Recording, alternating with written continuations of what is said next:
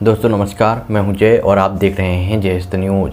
महाराष्ट्र में शिवसेना के सांसद संजय राउत और साथ में ही महाराष्ट्र के सीएम उद्धव ठाकरे के कजिन ब्रदर को लेकर एक बड़ी अपडेट आ रही है। जैसा कि आप सबको पता है, पिछले काफ़ी टाइम से जो संजय राउत हैं वो किसी न किसी वजह से दिए गए स्टेटमेंट की वजह से काफ़ी ज़्यादा चर्चा का विषय बने ही रहते हैं। लेकिन अब इन्हीं सब चीज़ों के बीच में उद्धव ठाकरे के कजिन ब्रदर राज ठाकरे के द्वारा एक बहुत ही बड़ा स्टेटमेंट दिया गया है और उन्होंने एनसीपी और उद्धव ठाकरे की गवर्नमेंट के ऊपर निशाना साधा है।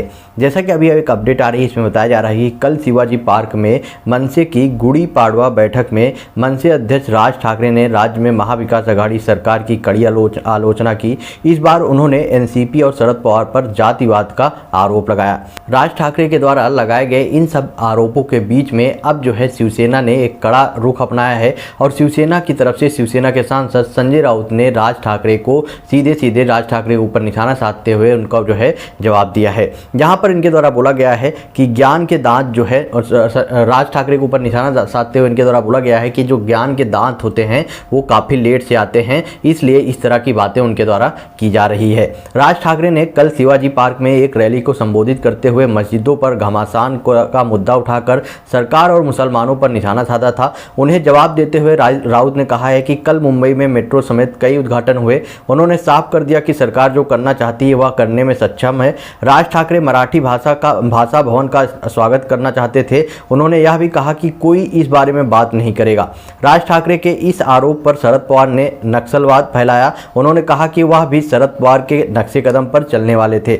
मतलब कि राज ठाकरे ने यह आरोप लगाया है वो शरद पवार के ऊपर कि शरद पवार ने जो है महाराष्ट्र में नक्सलवाद फैलाया है। तो इस पर रिप्लाई देते हुए इनके द्वारा बोला गया है कि वह भी तो राज ठाकरे भी शरद पवार के नक्शे कदम पर ही चलना चाहते थे, लेकिन ऐसा पॉसिबल नहीं हो पाया क्योंकि शरद पवार ने राज ठाकरे को ज़्यादा भाव नहीं दिया।